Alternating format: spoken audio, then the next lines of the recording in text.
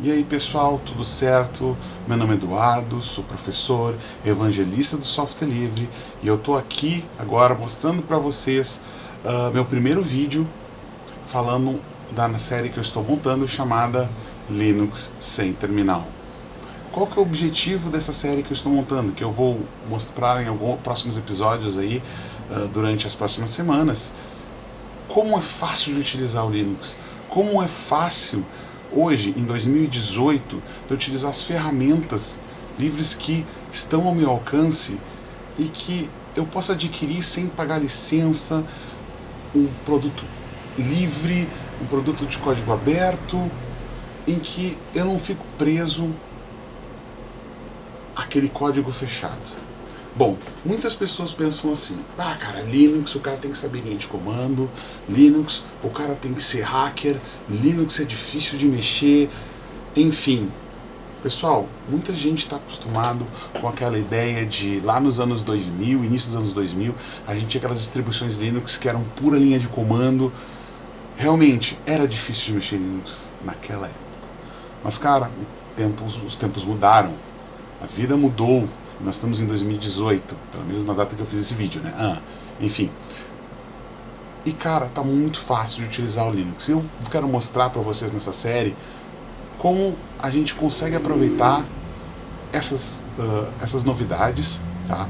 Eu vou mostrar para vocês a distribuição Linux Mint. Ela é muito simples de usar, muito fácil de usar.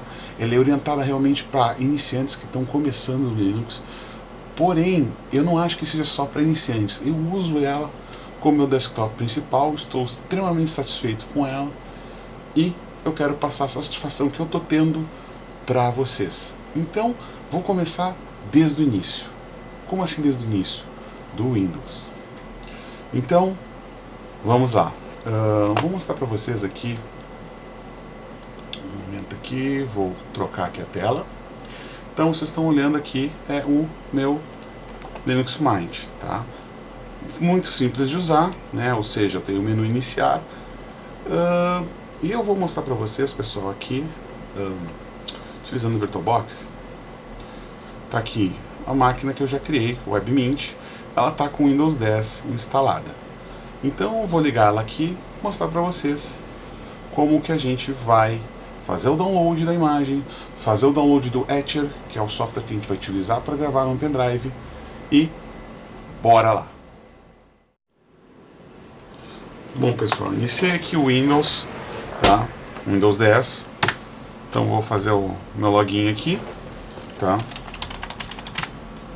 E temos aqui o desktop principal do Windows 10. Bom, como eu posso mostrar aqui para vocês,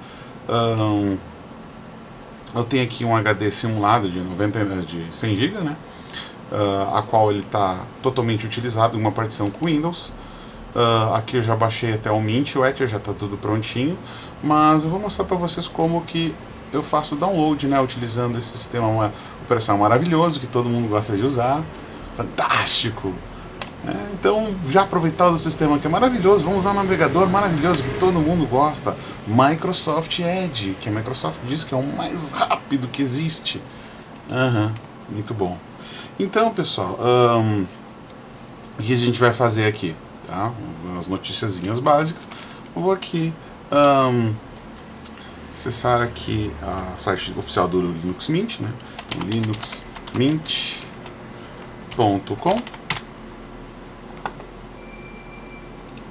E aqui já vou aproveitar também para acessar o site do Etcher.io. Então esses desses produtos que a gente vai precisar para poder instalar o Mint no nosso computador. Bom, aqui no site oficial do Mint eu vou poder baixar o sistema. Aqui eu tenho um blogzinho, né, com todas as informações que saem sobre o Mint, tá? As edições que eu tenho do Mint. E aqui a gente tem duas versões do Mint para baixar. Eu tenho o Mint 18.3, que é a última versão do Mint que saiu, e eu tenho o Linux Mint Debian Edition, que é um Mint baseado em Debian. Eu não recomendo muito para quem está iniciante esse cara aqui, eu tive alguns problemas de estabilidade com ele, então eu já vou recomendar direto o Mint 18.3, que ele é baseado no Ubuntu, que, né, há uns anos atrás era o mais popular Linux que nós tínhamos, destinado ao iniciante. Hoje o Mint ele é muito mais interessante nesse aspecto, né? Então aqui já mostra um pouquinho aqui da interface do Mint, e eu tenho aqui os sabores do Mint que eu posso baixar na versão 32 bits e na versão 64 bits, né? A maioria de vocês vai usar a versão 64, já tendo computadores mais novos, né? A não ser que tu tenha lá um Pentium 4, né? Lá dos anos 2000, né? Realmente tu vai ter um probleminha com 64 bits. Mas vamos lá. Qual é a diferença dessas 4 versões aqui? A interface gráfica. Como já, talvez vocês saibam, talvez não saibam, o Linux, a interface gráfica não faz parte do sistema operacional. A interface gráfica é só um adicional. Então, eu tenho diversas interfaces gráficas porque é um software. Então, diversas interfaces gráficas para o meu sistema. Nós temos aqui a Cinnamon, que é oficial do Mint, a Mate, que é desenvolvida aqui, começou uma comunidade aqui na América Latina. O XFCE, que é uma interface bem leve, né? Se quer botar num Pentium 4, ela é a escolhida. E o KDE, que ela já tem, é um pouquinho mais madura, né? Ela é um pouquinho diferente das 3 anteriores, mas ela tem bastante recursos gráficos. Eu não recomendo utilizar ela, já que na versão 19 do Mint já a comunidade disse que não vai manter a versão KDE. Então eu recomendo pegar qualquer uma das 3 primeiras, tá? As 2 primeiras, tá? A Cinnamon oficial e a Mate, elas são muito parecidas. A diferença da Mate para Cinnamon é que o Mate é baseado na interface gráfica GNOME 2 e o Cinnamon é a interface gráfica GNOME 3. Ou seja, o Mate ele é um pouquinho mais sóbrio, consome um pouco menos de memória, ele é um pouquinho mais fluido. Acho que não tem tantos penduricalhos gráficos quanto o Cinnamon, mas vamos trabalhar um pouquinho com o Mate, que para mim, na minha visão pessoal, é a mais interessante. Ok, então, só clicar aqui em Download, 64 bits, nós vamos procurar um espelho para download.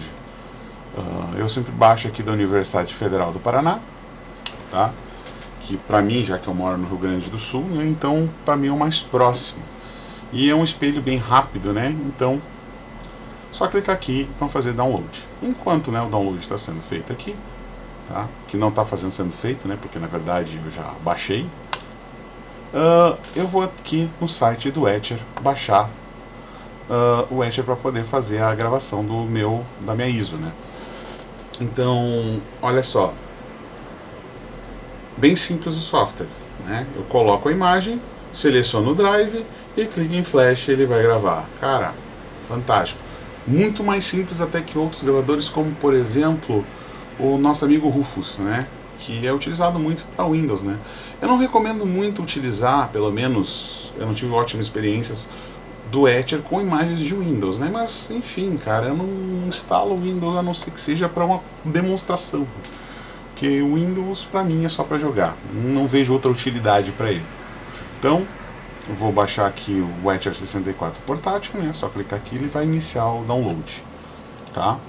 Bom, vou fechar aqui e vou entrar aqui na pasta downloads, já que estão os arquivos baixados. Tá aqui o Etcher, versão 1.44, que é a mais atual no site no momento, e o Linux Mint versão Mate 18.3. Então, como que eu gravo? Vou iniciar aqui o Etcher. Ele demora um pouquinho para iniciar, não se assustem com ele, não é porque deu erro, tá? Mas ele é realmente meio pesadinho, né? Vocês podem ver pelo tamanho, 57 MB só de um único arquivo executável, né? Aqui ele abriu aqui atrás. Então tá aqui. Pode ver que ele já selecionou para mim aqui uma simulação do meu pendrive. O que é isso aqui? Eu crio um disco do VirtualBox de 8 GB para simular um pendrive de 8 GB, né, claro. Ele automaticamente já selecionou aqui, tá? Então eu vou selecionar a imagem do Mint aqui. O Etcher serve para utilizar vários outros tipos de formatos de imagem também. Eu posso usar formato IMG, que eu uso muito, por exemplo, para gravar cartão de memória do Raspberry. Enfim, bem completo. Então eu vou selecionar aqui o Linux Mint, tá? E antes de cair em Flash, eu vou aqui em opções, que tem umas coisinhas bem interessantes aqui. Tá? Por padrão ele vem marcado com essa opção aqui, ó, Validate Write on Success. O que acontece? Depois de gravar, ele faz uma validação de toda a gravação no pendrive para ver se deu tudo certo, se não gravou coisas erradas e tal. Então isso aqui duplica o tempo, tá? Então, mas garante que a ISO de você vai dar certo. Na prática, eu usei uma vez só, ou duas, e enchi o saco, resolvi não utilizar mais, tá? Funciona igual. Outra opção bem interessante, talvez não para mim, né, mas para quem desenvolver, é mandar os erros e as estatísticas de uso para a Recim.io, que é a desenvolvedora do Etcher. Eu não tenho por que não mandar essas informações, porque, enfim, os caras fazem um aplicativo. O mínimo que eu posso fazer é mandar algumas informações ali que possam ajudar eles a arrumar e fazer uma versão melhor do aplicativo. Então, vou clicar em Flash e ele vai pedir permissão de administrador, claro, né? E vai iniciar a gravação. Bom, vocês vão notar que a gravação vai ficar bem rápida. Olha ali a velocidade, porque eu estou gravando isso num SSD. Tá? Então, essa imagem aí, ela tá um arquivo virtual que está dentro de um SSD que eu estou utilizando. Então, estava gravando bem mais rápido, né? Então, a gente não vai ver isso no pendrive acontecendo. A não ser que tu tenha um pendrive lá, USB 3.0, e olhe lá. Bom, vamos ver. Ó, Flash Complete, legal. Tá gravado a imagem do Mint. Então, vamos dar adeus a esse sisteminha aqui muito bom, que vem com um monte de aplicativos que eu instalei, né? Com certeza eu instalei. Isso aqui parece aqueles celulares, né, da Samsung, LG, que vem com um monte de aplicativo que tu nunca vai utilizar, mas vem junto com o celular por algum motivo, né? Então o Windows 10 parece, né, um celular, que legal, né? Bem interessante para mim, né? Então tem uma coisa que eu gosto de ver aqui, deixa eu ver aqui quanto é que essa coisinha está ocupando de memória, que eu gosto muito de mostrar isso aqui, é o gerenciador de tarefas. Vamos ver mais detalhes aqui. Quanto é que eu estou utilizando de memória? Só aqui. Detalhes aqui, não, onde é que era mesmo? Desempenho aqui, ó. 1,3 GB de memória. O que eu estou executando no sistema? Não tem nenhum aplicativo aberto, a não ser o próprio gerenciador de tarefas. 1,3 GB de memória. Interessantíssimo. Bom, depois eu vou mostrar a mesma diferença no Mint. Então vamos lá. Vou aqui reiniciar esse computador e vou fazer o boot pelo pendrive, né, no caso. Então, o que eu estou fazendo aqui? Eu estou usando o próprio VirtualBox, né, apertei F12 ali para inicializar no hard disk 2, que seria meu pendrive. E aqui ele inicia já de cara a instalação do Mint, tá? Bom, não é bem instalação, na verdade. Ele vai iniciar o modo Live CD do Mint. O que é um modo Live CD e por que ele existe?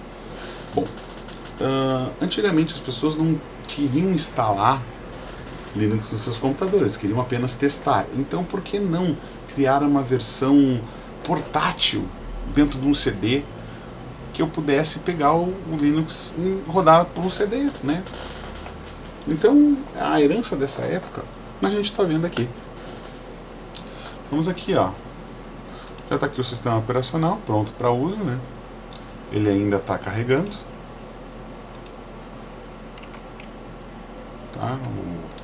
A resolução está um pouquinho ruim aqui por causa do VirtualBox. Deixa eu diminuir aqui. Vou botar aqui que aqui muito bem. Vou dar essa resolução aqui, tá?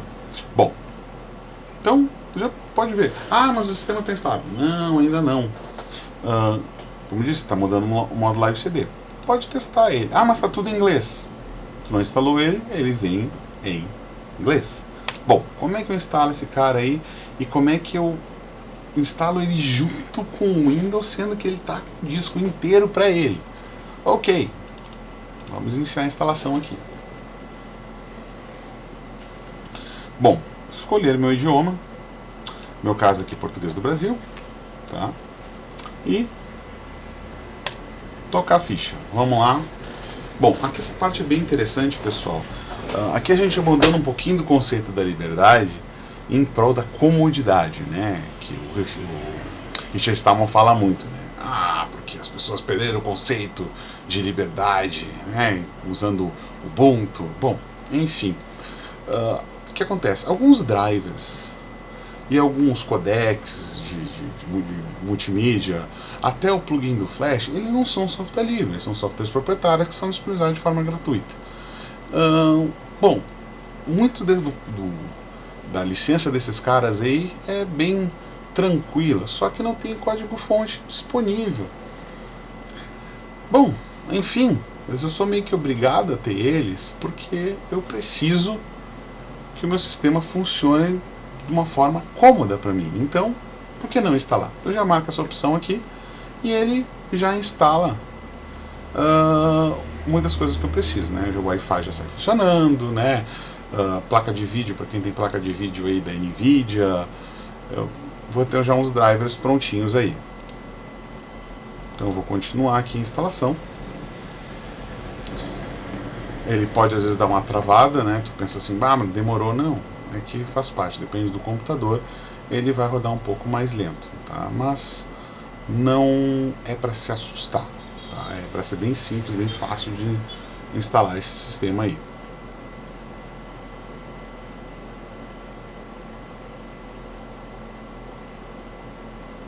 Ok, então o que acontece? Ele detectou que o Windows 10 está instalado no computador, ó. Então ele avisa para ti, o que tu quer fazer? Tu quer apagar o disco e instalar o Mint? Por mais que eu queira fazer isso, eu sei que muitos de vocês não querem abandonar o Windows. Eu também não abandonei o Windows, apesar de eu amar o Windows de paixão. Eu ainda preciso rodar meus jogos do Steam, então eu mantenho ele aqui, tá? Bom, então vou instalar o Mint ao lado do Windows 10. Quando eu seleciono essa opção, ele vai me dar uma divisão aqui. O que acontece? Eu tinha um HD de 100 GB para o Windows 10.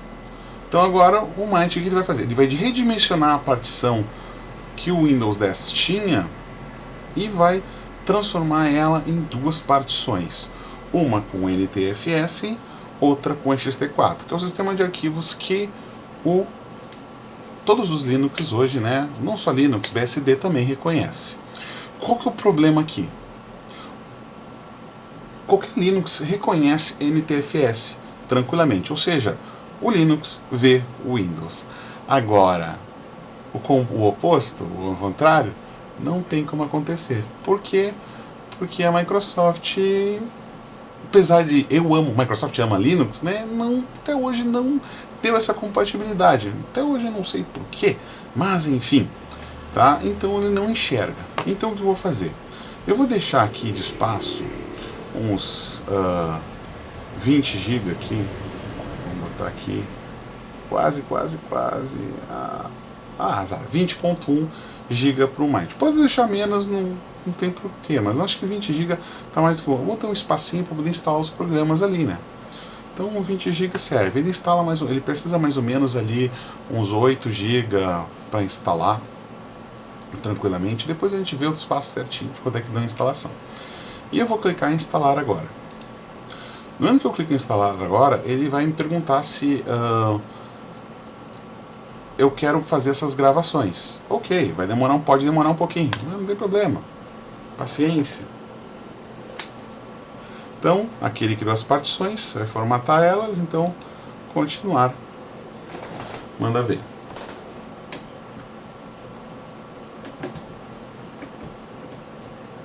Aqui ele vai me escolher o fuso horário, São Paulo, né, que é o fuso horário de Brasília, né, oficial brasileiro. que ele vai perguntar o idioma do meu teclado, geralmente português ABNT2, né? Meu nome, Eduardo Medeiros. Aqui está surgindo o nome do meu computador, eu gosto sempre de botar o nome próprio nos computadores, que é mais fácil de identificar, aí tu já pega melhor a ele.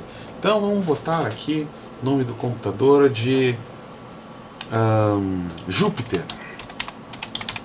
Gosto de botar nome de planeta, constelação, eu acho legal. Escolho o nome de usuário e vou criar uma senhazinha padrão aí. Tá? Que ele diz aqui a força da tua senha. E aí ele pergunta se quer iniciar a sessão automaticamente, qual eu não recomendo, ou botar uma senha para entrar. Eu também gosto muito de marcar isso aqui, o criptografar na pasta pessoal. Por quê? Porque ele permite que, então o que acontece? A minha pasta fica criptografada com a minha senha.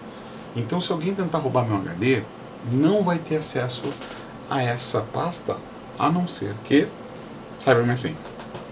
Então, bem interessante isso aqui, tá? Então, tocar a ficha e aqui vai começar a instalação.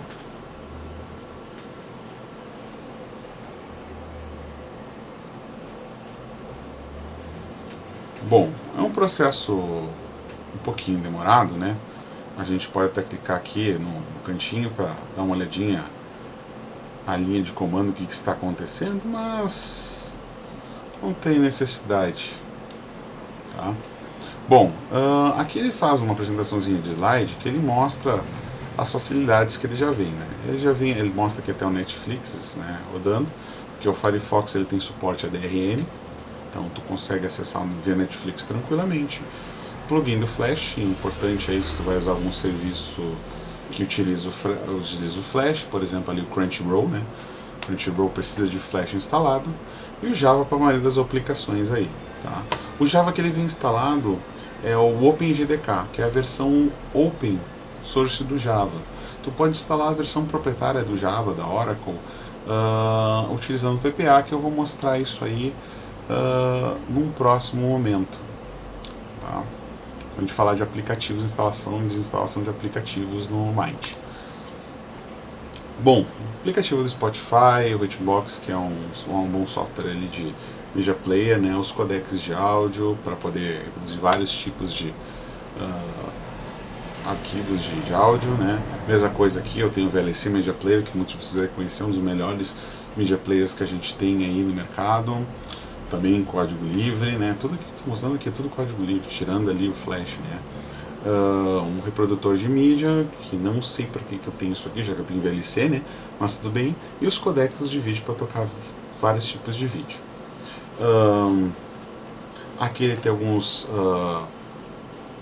aplicativos que são muito interessantes, como o GIMP e o Inkscape. O GIMP é uma alternativa livre ao Photoshop, e o Inkscape é uma alternativa livre ao CorelDRAW. Ah, mas não é igual. Não, não é igual. Porém, eu consigo fazer as mesmas coisas que o outro faz. É só sentar, estudar um pouquinho e aprender. Se chama sair da zona de conforto.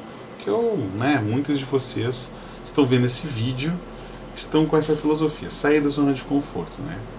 Que é importante para a gente poder aprender alguma coisa. Se a gente não sair da zona de conforto, a gente fica parado no tempo, né? Mas os caras que usam o Windows XP hoje, que diz que o Windows XP é melhor, ou usam o Windows 7, que o Windows 7 é melhor, né? Porque, enfim, cada um com as suas preferências, né? E ainda se justificam sua própria preguiça. Então, vamos lá. Eu tenho aqui, bom, aí já terminou a instalação, perdi de falar, mas enfim. Então, o que eu posso fazer? Eu posso continuar testando meu Live CD e eu posso reiniciar agora, né? Então vamos reiniciar, que já vou estar com o meu Mind instalado. Então vou reiniciar agora aqui, tá? Aqui ele dá a saída, vamos fazer o boot e aqui ele já me mostra, olha só que legal. Ele mostra aqui o Linux Mint já instalado. Aqui as opções avançadas, que eu vou escolher qual kernel eu vou iniciar, né? Não se preocupem com isso, a não ser que falhem um dos kernels de vocês. Isso até hoje não aconteceu comigo, falhar o kernel de Mint. Mas enfim, se caso algum dia não inicializar por causa de kernel, tá aqui a solução. E aqui, se a gente quiser usar o Windows, tá lá o Windows lá, ó. Não foi descontinuado. Se eu clicar aqui, né, ele vai iniciar apertar aqui ele vai iniciar o Windows 10. Mas não quero mais o Windows 10, eu quero usar o Mint. Vamos lá, Mint, acenda a mim, venha a mim. Está iniciando.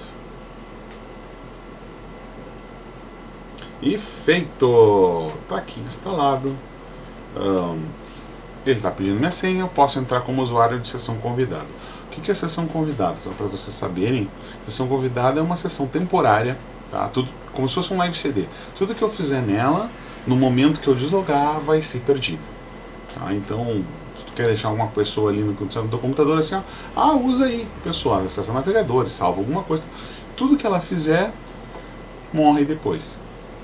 Bom, se tu quiser que a pessoa tenha lá seu perfil, tu pode criar o usuário dela. A gente vai explicar isso aí num vídeo mais à frente, né? Então, vou botar aqui minha senha e vou logar no meu sistema.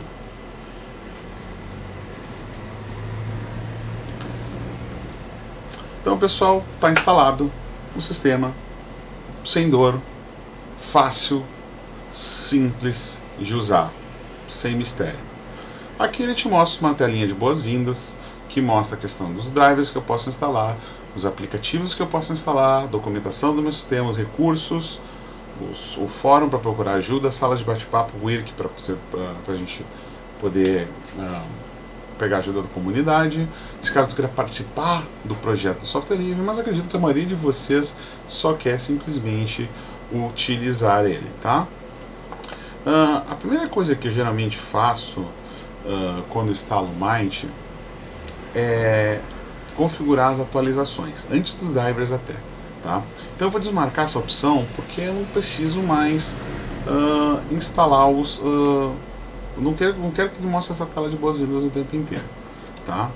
Então, como é que funciona a parte de atualizações automáticas? Primeiro de tudo, vocês têm que saber que a atualização automática no Mint ou em qualquer outro Linux, ela é manual. Como assim manual? Se tu quiser instalar, tu instala. Se tu não quiser instalar, tu não instala. Simples assim. Mas tem atualização automática? Bom, eu fiz um script de atualização automática para mim, um serviço de atualização automática para mim, para o Mint, que eu posso compartilhar para vocês depois, né? Então, como é que eu configuro as atualizações automáticas? Aqui embaixo eu tenho um escudinho com um i, tá? Esse escudinho aqui é escolher uma política de atualização. Isso é uma coisa que eu tenho só no Mint. Que ele me pergunta, pessoal, que tipo de atualização que eu quero. Se eu quero manter ele totalmente atualizado, com kernel novo, com drivers novos, ou se eu quero que apenas mantenha meu computador seguro, atualiza só o que é crítico. Tá? Então aqui ele diz, apenas mantenha meu computador seguro. Então o que acontece? Ele não vai atualizar só o que é muito importante. O resto, ele até diz, tem para instalar. Se tu não quiser instalar, não instala. Aqui ele já me dá umas atualizações um pouquinho mais sensíveis, né? E aqui ele atualiza tudo, tá? Na prática, o Mint ele tem um sistema muito interessante de atualização que vai do nível 1 a 5. Eu já mostro isso para vocês. Primeiro eu vou sempre escolher, porque eu trabalho, eu gosto de utilizar o sempre atualizar tudo. E na prática, cara, pessoal, eu sempre uso essa opção e nunca me quebrou nada. E eu tô no Mint faz muito tempo, então, enfim. Vou deixar aqui, tá? Até recomendo que vocês comecem dessa forma também, né? Aprender a trabalhar. Bom, aqui ele já mostra duas atualizações aqui. Mas só duas atualizações e nível 1 ainda, as mais simples. O que eu tenho aqui para atualizar é o Mint Update, que é essa própria ferramenta que vocês estão vendo aqui, e o Mint Upgrade Info, que são as informações para atualização do Mint, né? Bom, aqui ele me dá uma resposta aqui, uma pergunta, né? Você quer mudar por um mirror, ou seja, um espelho local? Os espelhos locais são geralmente mais rápidos que o package linuxmint.com. Por quê, pessoal? Se vocês baixarem do linuxmint.com, se não me engano, esse servidor está lá nos Estados Unidos. Então, é lento. Vocês podem utilizar o mesmo espelho de qual a gente baixou essa ISO aqui do Mint, que é a Universidade Federal do Paraná. Tá? Lá tem É muito rápido o espelho deles, tá? Eu já consegui velocidades ali absurdas de 30 MB por segundo, né? Utilizando ali um link de 200 GB. Então, 200 GB não, 200 MB, tá louco? Enfim, um link de 200 MB. Então, vale a pena esse espelho aqui, tá? Então, como é que a gente troca? Dá um OK, ele vai me pedir a senha, tá? Ou seja, para qualquer função administrativa, o Mind vai te pedir a senha. Esse cara não é algo tão chato, é importante, né? Uma segurança a mais que a gente tem. Bom, toda essa parte eu vou explicar aqui num vídeo mais pra frente, né? Mas o importante é que os espelhos, legal que ele já mostra até com a bandeirinha aqui, né? Então, o importante, pessoal, que vocês precisam saber é que o Mind, ele tem duas bases de aplicativos, tá? Eu tenho o próprio Mind, que é a versão aqui Sylvia, que é a versão 18.3, né? E eu tenho o Xenial. O Xenial é a versão Ubuntu 16.04, tá? 2016, abril. Bom, é a base do Mind. O Mind ele é baseado em Ubuntu, né? Então eu vou escolher aqui da onde eu vou baixar as atualizações do Ubuntu. Eu vou, claro, na nossa amiga Universidade Federal do Paraná, c3sl.ufpr.br, tá? Ah, mas a USP está mais rápido. Não, prefiro aqui a Universidade Federal do Paraná, já que eu vou usar a outra também aqui, né? Aplicar, e aqui eu vou pegar, já vai aparecer um nomezinho até, né? Universidade Federal do Paraná. E deu. Aqui vou atualizar o cache dos pacotes, né? Para questão de atualização, posso olhar aqui que ele está baixando, né? Terminou. Beleza. Então, está configurado aqui com os espelhos brasileiros. Então, vou clicar aqui em instalar atualizações e ele vai baixar. Vai pedir a senha de novo.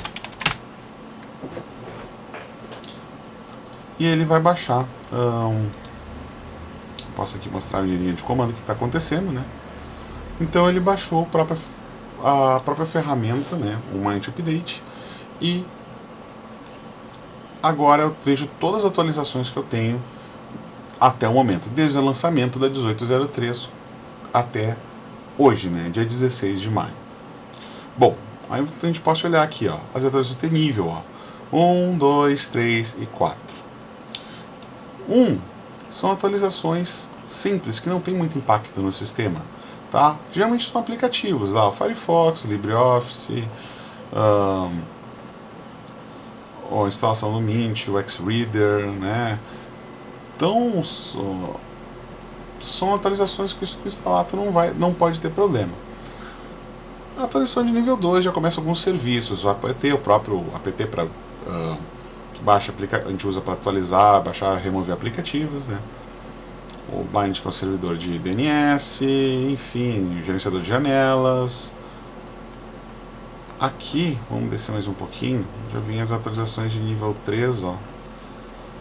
Que aí já começa aqui, ó, o Nemo, que é o gerenciador de arquivos, né?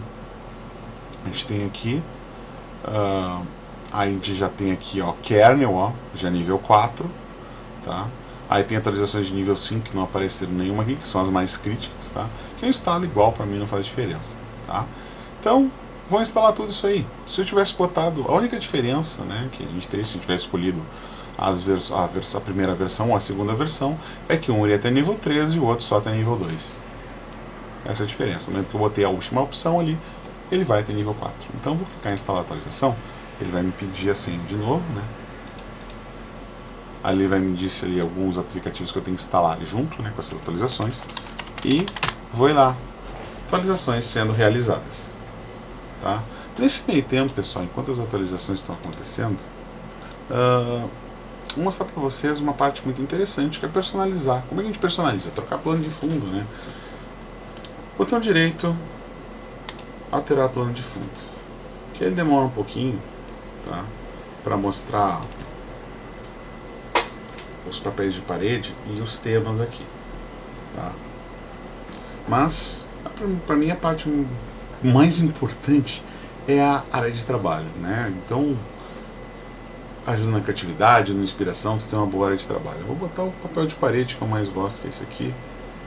Cadê? Não.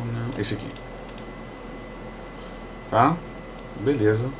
E vou pegar o tema. Eu vou pegar o tema, aqui é por padrão é o MindX. Eu prefiro o MindY, que é o tema mais novo, né? Que vai vir ser o padrão nas próximas versões do Mind. Ele já tem uma carinha um pouquinho mais legal, os ícones mudam um pouquinho, né? Vamos fechar aqui. Bom, enquanto ele está fazendo a atualização aqui dos pacotes, né? Uma coisa muito importante, pessoal, que vocês têm que saber é que eu não tenho no Mind, eu não corro aquele risco de você está desligando o computador, atualizações estão sendo feitas. Não, as atualizações acontecem dentro do sistema operacional. Se tu não atualizar, ele não vai te perguntar a atualização. Tu que tem que ir ali, clicar e botar atualizar, né? Isso é uma questão de boa prática, né? Agora, se tu não quiser instalar, não quiser fazer tuas coisas, tu quiser simplesmente ligar e desligar os computadores, beleza. Só que aquela história. Software livre tem um grande defeito. O código dele está aberto, ou seja, as vulnerabilidades estão abertas. Então, se vulnerabilidade for achada num pacote, tu precisa atualizar ela, senão tu vai ficar com a vulnerabilidade. Então, pessoal, acostumem-se a fazer atualização de forma, no mínimo, semanal. Tá? Eu faço diário, é meio que um toque que eu tenho, chego aqui, chego em casa e eu estou atualizando o sistema. Então, façam isso também, tá? É uma boa prática. Tá? Depois eu mostro para vocês o script de atualização automática, né? Ele tem um certo risco, né? Porque nem toda atualização automática ela tem os seus problemas. Aqui, pessoal, a questão dos favoritos. A gente pode organizar isso aqui, tá? Por exemplo, eu não vou utilizar, por exemplo, o mensageiro do Gmail, Pidgin. Não vou usar o Pidgin. Pidgin é para quem usa ainda Messenger, tipo Yahoo Messenger, usa o próprio Windows Messenger ou outros serviços aí. Eu não uso muito ele aqui, então posso remover aqui dos favoritos, tá? Aqui eu não uso, não uso o Written Docs, eu prefiro usar o Spotify, beleza? Remove aqui também, os favoritos, né? A calculadora é bem útil, editor de texto bem útil. Configurar o som, só posso configurar aqui de baixo, vamos remover também. Remover dos favoritos, linha de comando, se eu quiser linha de comando eu boto aqui, só que a gente não vai usar a linha de comando, né? Porque o objetivo, né, do vídeo é não usar a linha de comando. Aqui é para configurar os monitores, resolução, né, a ordem dos monitores, se tem mais de um monitor, como no meu caso, né? Eu tenho um monitor aqui na minha esquerda, né, que é onde eu estou rodando aqui o software para fazer a gravação. Poderia configurar ele ali, tá? Cliente Gmail, por padrão já vem instalado com Thunderbird, já vem instalado aí com o navegador web, assim como outros aplicativos, né? Já vem instalado aqui, por exemplo, com o LibreOffice, eu venho instalado aqui já com o GIMP, eu tenho Transmission, eu tenho um cliente de torrent aqui, que mais? Tem o VLC Media Player. Aí perguntam, porque o Linux ele não vem completo, o Windows vem completo. O que o Windows tem de completo? Baixei o Windows, né? Instalei o Windows. De fato vai ser pirata, né? Porque eu conheço, sei lá, 2, 3 pessoas que instalaram o Windows original, incluindo eu ainda, né? Enfim, o que vem nele? Tu quer usar texto? Não tem editor de texto. Tem WordPad. Mas eu quero usar o Office. Tem que pagar mais. Preciso descompactar arquivo. Eu tenho que pegar um WinRAR da vida. O 7-zip é livre, o WinRAR não é. Linux tem visto nativo. A maioria dos softwares que o Windows precisa não estão nele. Você tem que baixar de algum lugar. Aqui no Mind já tem uma suite gigante de aplicativos que tu não tem recorrer até a instalar. E para instalar é só clicar no gerenciador de aplicativos e instalar da mesma forma que a gente instala aplicativo no Android. Clica ali e instala. Mas isso a gente vai deixar para um próximo vídeo, tá? Já que a gente está chegando aqui no finalzinho desse nosso vídeo aqui. terminar a instalação. O que ele está fazendo aqui? Ele está, ó, já terminou. Rapidinho, seu sistema está atualizado. Então, está tudo em dia instalado. Está pronto para usar. Bom, pessoal, e se quiser usar favoritos aqui, por exemplo, aqui, quer adicionar favoritos, eu tirei os favoritos aqui, mas eu não mostrei como colocar os favoritos. É bem simples, né? Então, eu seleciono o aplicativo, por exemplo, quero pegar aqui o GIMP, né? Então, direito, exibir nos meus favoritos. Ele vai adicionar aqui, né, ao favorito aqui, o GIMP, né? Eu posso mover, né? Adicionar ele cá, né? Organizar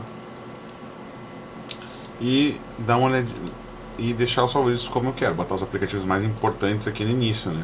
Ou eu posso simplesmente não usar os favoritos. Se eu deixar aqui nessa parte, ele não volta para os favoritos, né? Posso voltar quando eu quiser, ele liga aqui, né? Eu particularmente não uso muito favoritos, eu prefiro, né, pesquisar ali se eu quero alguma coisa, né? Por exemplo, monitor, né? Ele já bota ali na pesquisa ali o que eu preciso, tá? Então o que eu vou fazer aqui? Lembra que eu queria mostrar para vocês a diferença do Windows para o Mint em questão de recursos? Pois é, olha aqui. Enquanto usa 1,3 GB de memória, esse aqui está consumindo 593 MB de memória. Essa é a grande diferença que a gente tem da utilização do sistema Windows, né, para um sistema Linux. Então, ó, aqui tem o sistema de arquivos, né? Está enxergando aqui a minha raiz do sistema, né? Os processos que estão sendo executados no sistema é como se fosse o gerenciador de tarefas do Mint, do Windows, né? Que é a versão aqui do sistema, né? A versão do kernel. Beleza. Bom.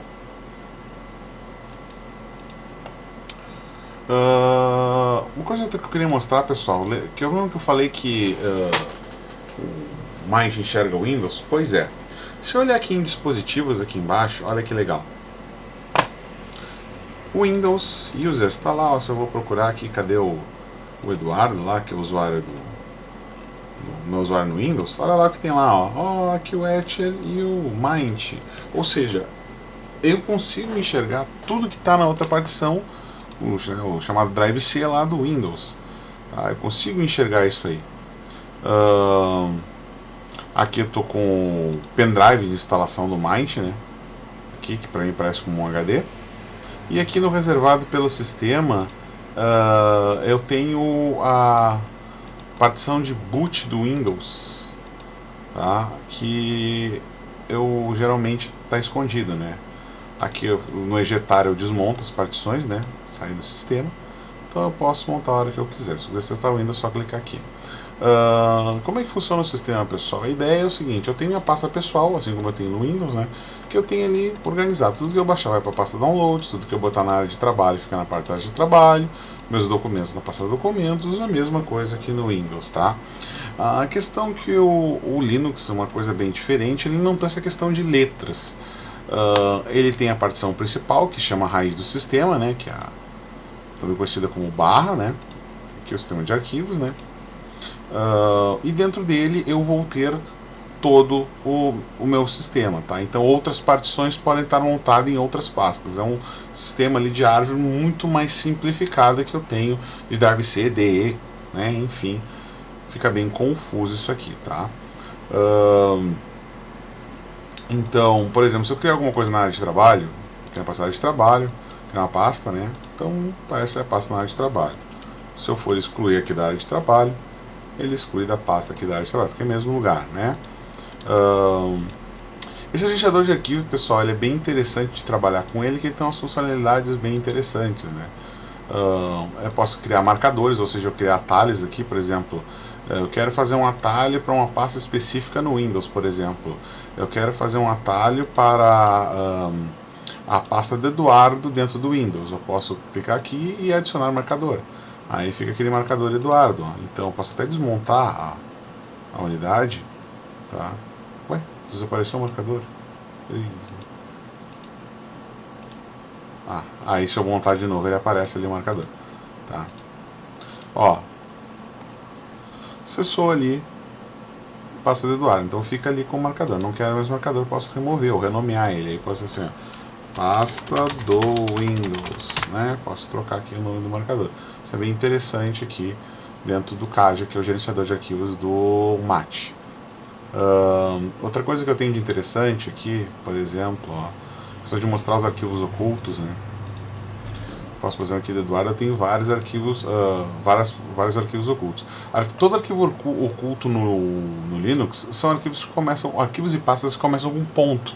Então começou com ponto, para o sistema é oculto. Bom, pessoal, a gente fica por aqui hoje. Se vocês tiverem sugestões para me enviar, perguntas para me enviar, podem escrever aqui embaixo nos comentários do vídeo. Se vocês gostaram do vídeo e queiram mostrar ele para outras pessoas, por favor, compartilhem, dão like no vídeo, me sigam aqui no canal. O objetivo eu quero é passar esse conhecimento para vocês, que uma das coisas que eu mais gosto de fazer na minha vida é dar aula. E por falar dar aula, eu dou aula na Escola Einstein aqui em Porto Alegre. Se você tiver interesse em fazer curso na área de Linux, software livre, vocês podem vir falar comigo tranquilamente, tá? Tá aí, podem fazer comentário aqui direto nos comentários do vídeo. Vocês podem acessar o site da Escola Einstein.com.br para dar uma olhadinha nos cursos ali. Tá um pouquinho, a gente está readequando ali alguns cursos, tem pouca coisa de Linux ali, na área de software livre ali, mas a gente está remodelando isso. Então vocês podem vir falar comigo, a gente pode até montar um curso mais focado, se for um número legal de pessoas. Então era isso. Pessoal, até uma próxima vez. Semana que vem tem mais, a gente continua aqui dando esse vídeo e uma boa noite para vocês. No meu caso aqui, boa noite, né? Porque já é de madrugada. Feito!